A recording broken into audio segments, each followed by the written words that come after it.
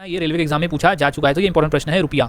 अगला सवाल है, पृथ्वी का निकटतम ग्रह कौन सा है? काफी इंपॉर्टेंट प्रश्न है गाइस, इसे याद में रखना है। तो इसका जो राइट आंसर है वो है डी, शुक्र ग्रह है जो पृथ्वी के निकट है। ये प्रश्न पूछा गया था यूपी पुलिस के एग्जाम में कि पृथ्वी का निकटतम ग्रह कौन सा है। तो इसका जो राइट आंसर है वो है डी, शुक्र ग्रह। शुक्र ग्रह जो पृथ्वी के निकट है।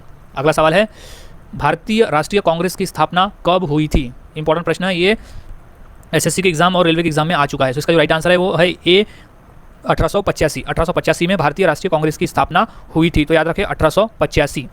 अगला सवाल है, अशोक चक्र में कितनी तीलियां होती है? ये सवाल बेसिक है लेकिन ये सवाल 2 से 3 बार पूछा गया है, तो ये भी इंपॉर्टेंट की श्रेणी में आता है। तो इसका जो राइट आंसर है वो है बी, 24, 24। अशोक चक्र में 24 तीलियां होती है। 24। अगला सवाल है, क्रिकेट का जन्मदाता कौन से देश को कहा जाता है? काफ़ी इंपॉर्टेंट प्रश्न है, याद में रखना है, ये यूपी पुलिस के एग्जाम में आ चुका है। सो इसका जो सही आंसर है वो है ए, इंग्लैंड। इंग्लैंड देश में शुरुआत हुई थी क्रिकेट खेलने की, तो उसे क्रिकेट का जन्मदाता कहा जाता है, इंग्लैंड। अगला सवाल है, इलेक्ट्रॉनिक नगर के नाम से किस शहर को जाना जाता है? इलेक्ट्रिक नगर के नाम से भारत के वो कौन से शहर को जाना जाता है? इंपॉर्टेंट प्रश्न है, यूपी पुलिस के एग्जाम में ये प्रश्न आ चुका है। सो याद में रखें, इसका जो राइट आंसर हो जाएगा वो है बी, बेंगलुरु। बेंगलुरु को इलेक्ट्रॉनिक नगर नाम से भी जाना जाता है, इलेक्ट्रॉनिक नगर नाम से भी इसे जाना जाता है बेंगलुरु को। अगला सवाल है, अमेरिका की खोज किसने की? अमेरिका की खोज किसने की? तो इसका जो राइट आंसर हो जाएगा वो है सी, कोलंबस। कोलंबस ने की थी अमेरिका की खोज, कोलंबस ने की थी, कोलंबस ने। और जबकि भारत की खोज वास्को डी गामा ने किया था। तो राइट आंसर है इसका कोलंबस, अमेरिका की खोज। अगला सवाल है, ओजोन परत कहाँ पाई जाती है? काफ़ी इंपॉर्टेंट प्रश्न है ये, इसे ध्यान में रखना है। सो इसका जो राइट आंसर हो जाएगा वो है ऑप्शन डी, समताप मंडल। समताप मंडल में ओजोन परत पाई जाती है, समताप मंडल में ओजोन परत पाई जाती है। अगला सवाल है, मोनालिसा का सुप्रसिद्ध चित्र किसने बनवाया था? इंपॉर्टेंट प्रश्न है गाइस, ये यूपी पुलिस और सीआरपीएफ के पेपर में ये प्रश्न पूछा जा चुका है। मोनालिसा का चित्र किसने बनवाया था? सो इंपॉर्टेंट प्रश्न है, इसका आंसर हो जाएगा option C, Leonardo da Vinci. Leonardo da Vinci चित्रकार थे जिन्होंने मोनालिसा का सुप्रसिद्ध चित्र बनवाया था। अगला सवाल है, भारत सेवक समाज की स्थापना किसने की थी? इंपॉर्टेंट है, ये रिपीटेड प्रश्न है यूपी पुलिस में। सो इसका जो राइट आंसर हो जाएगा वो है ऑप्शन बी, गोपाल कृष्ण गोखले। गोपाल कृष्ण गोखले ने भारत सेवक समाज की स्थापना की थी, गोपाल कृष्ण गोखले।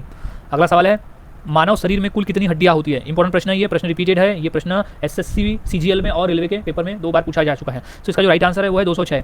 मानव शरीर में कुल 206 हड्डियां होती है, मानव शरीर में कुल 206 हड्डियां होती है, लगभग 206 हड्डियां होती है। अगला सवाल है, शांति घाटी किस राज्य में स्थित है? इंपॉर्टेंट प्रश्न है, यूपी पुलिस के एग्जाम में ये 2 बार पूछा जा चुका है। शांति घाटी स्थित है केरल में, केरल राज्य में शांति घाटी स्थापित है। शांति घाटी जो है वो केरल राज्य में है, शांत घाटी या शांत घाटी।